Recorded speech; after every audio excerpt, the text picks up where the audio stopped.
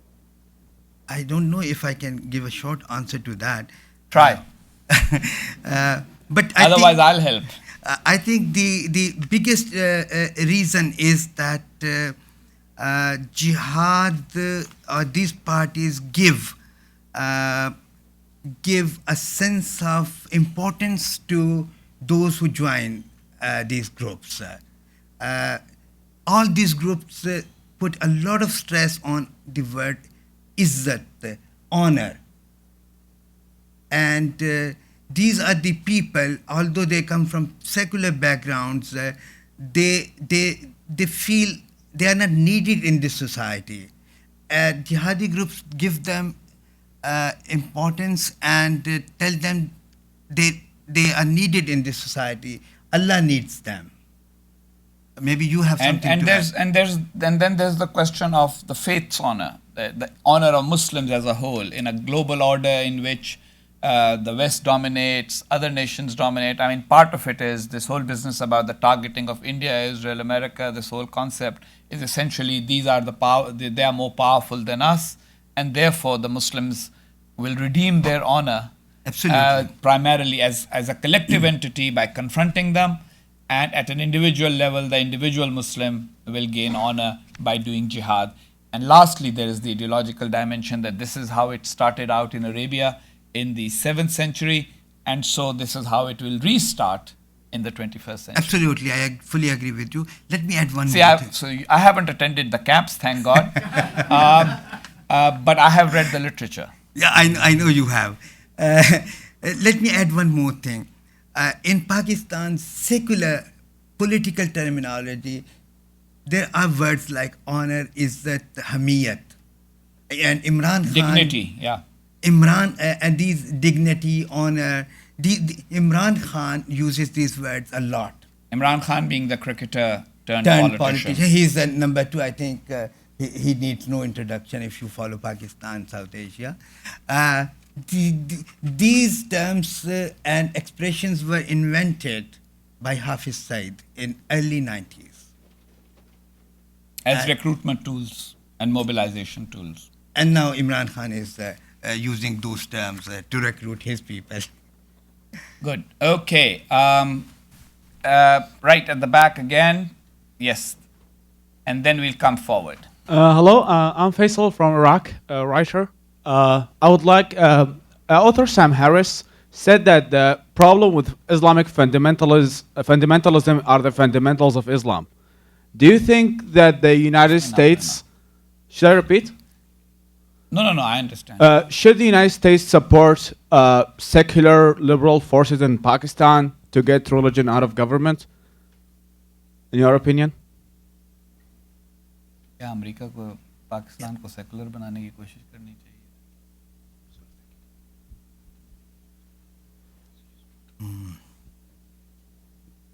Do I have to answer to that? You have an answer or you're thinking about it? Shall we take another question while you reflect on this? Yeah. Okay. He has to be very careful in how he answers this one, I think. Yep, right here.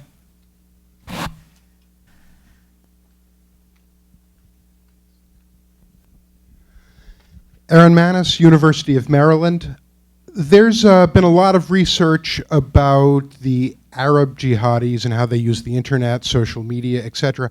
I haven't seen nearly really any substantial material on how Lashkar-e-Taiba, Jamaat-ud-Dawa, uses the internet, uses Twitter, uses social media, although I did started following Hafiz Muhammad Saeed. That should be interesting. I'd be curious to hear about what they've done and how they do it. Hafiz Said's party, Jamaat-ud-Dawa, is very, very technology savvy, internet savvy, and they are all over the internet. They are on Twitter with different ideas, on Facebook. All their wings have different pages on Facebook, on Twitters, and other social media. Jamaat-ud-Dawa is not an organization of riff-raff, abandoned people. They have doctors, they have engineers, they have... Hafiz Saeed is himself an engineer. No, he's not. I mean, he taught he's in his Sharia expert who taught at the engineering he university. studied in a secular university, Punjab University. He studied Arabic there. And taught at the engineering And university. he taught at the engineering university. Yeah, that's what I meant. Yeah, I know you can't make that mistake at least. And the other leaders are come from very settled families. Other leaders like Zafar Iqbal was a teacher. He holds a master's degree, and Jamaatul Dawa is present in almost every department of a government department in Pakistan. You go to any department in any big city and they are there. They are at the airport, they are at the customs, they are at the in the police, they are in the army, they are everywhere. And they know they are very, very educated people among them. And if you just follow all those people who are critical of Pakistani jihadi organizations on Twitter, you will immediately be able to find the Jamaatul Dawa trolls. I have so far blocked 7,000. So that just shows you. And that's the blocked ones. Right behind him, yeah. Thank you. This is Lalit Jha from PTI, not in Imran Khan's PTI, but Press Trust of India. Following up your earlier remarks that you had said that there is no disconnect between the ISI, Pak military and the militancy as of now. So what's your take on the current operation that the Pak military is taking in North Waziristan? Is it just a show-off kind of thing? What do you say? And secondly, in your book, you have mentioned about that Lashkar-e-Taiba is trying to acquire weapons of mass destruction. Can you throw up some more insight into it? What is the second part? In your Weapons book, of mass destruction. Elite trying to acquire. First, Waziristan operation has nothing to do with Jamaatul Dawa. It's basically against bad Taliban there. And one of the reasons is, I think, the Chinese pressure on Pakistan to do something about Chinese Muslim fundamentalists who are operating out of Pakistan. The good Taliban remain unharmed. About weapons of mass destruction, Hafiz said in the beginning, believed that Pakistan should produce nuclear weapons and other weapons of mass destruction and distribute them among other Muslim countries. But they have recently, in last few months, they have changed their position, and now Jamaatul Dawa say that Pakistan should produce nuclear weapons and other weapons of mass destruction, but do not share with other countries. Actually, Pakistan should provide a security umbrella to all Muslim countries. The idea is to have to unite the Muslim world under Pakistan, which is a nuclear power. Actually, this started much before MDI was formed in 1987. Hafiz Said and Zafar Iqbal created, when they became teachers in Engineering University, Lahore, they created a students' organization called Rising Salafia Students Organization. This organization was actually an organization of engineers and scientists, and it had several dozens of members, and now they have hundreds of engineers in this wing, and many of them have penetrated the nuclear establishment of Pakistan. The head of this wing is an engineer who was working in the Pakistan Atomic Commission, who was dismissed under American pressure in 2002. I think it was January, February 2002. He was dismissed because Americans came to know of his links with Mujahideen. Okay, a few more questions right here at the front, then after that. to the left there. Thank you very much. Good to see you, Mr. Ambassador and Mr. Jamal. Raghubir Goyal from India Globe in Asia Today. My question is that if these cells and these jihadis are operating out of Pakistan still, what is the future of Pakistan? And also, how much you think India should worry about from these groups? And Mr. Ambassador, with your permission, if I may ask you one question, sir, please. No, the questions today are for Mr. Jamal, but go ahead. As far as you're more than welcome to ask. As far as these jihadis are concerned, how much India should worry, and what is the future of India-Pakistan relations under the new government of Mr. Modi? Thank you, sir. I'm not going to talk about Modi at this time, but actually I'm worrying about India.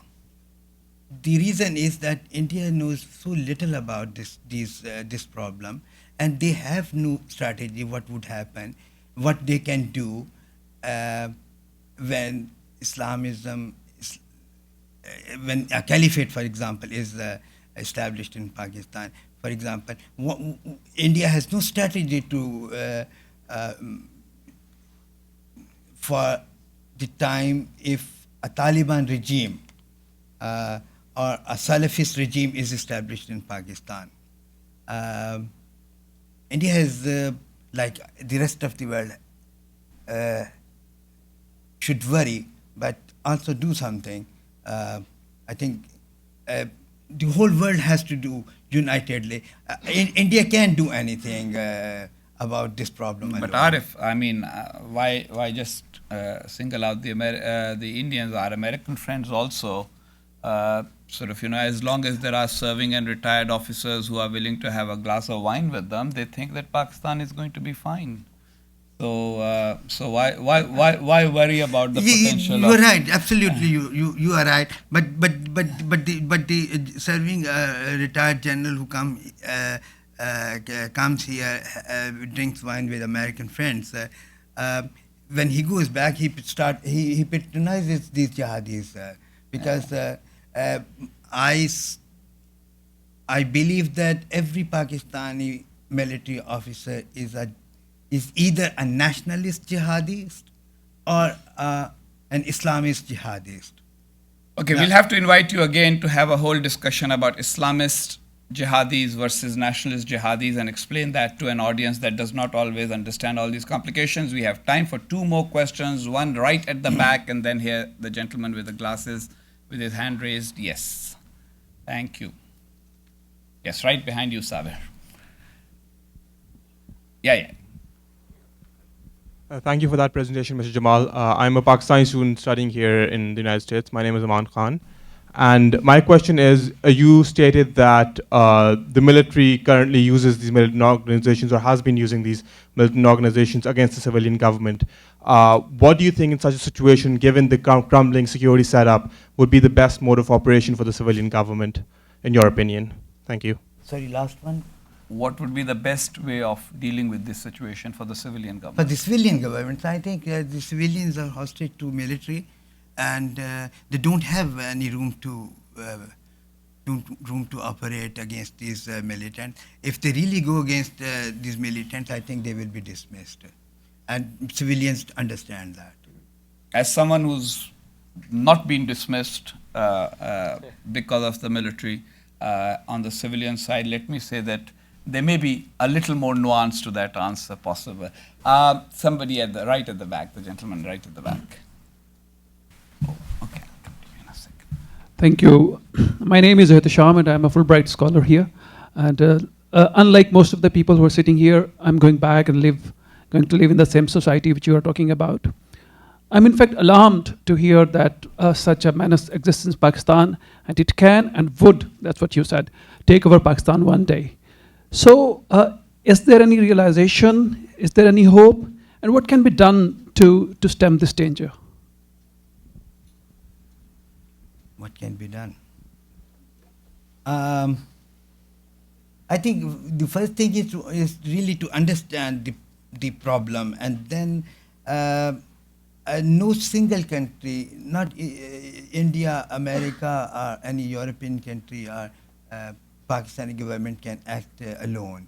I think it has to be a concerted effort, an international effort to stop Pakistan from using jihad as an instrument of its defense policy, not Pakistan, but Pakistan army.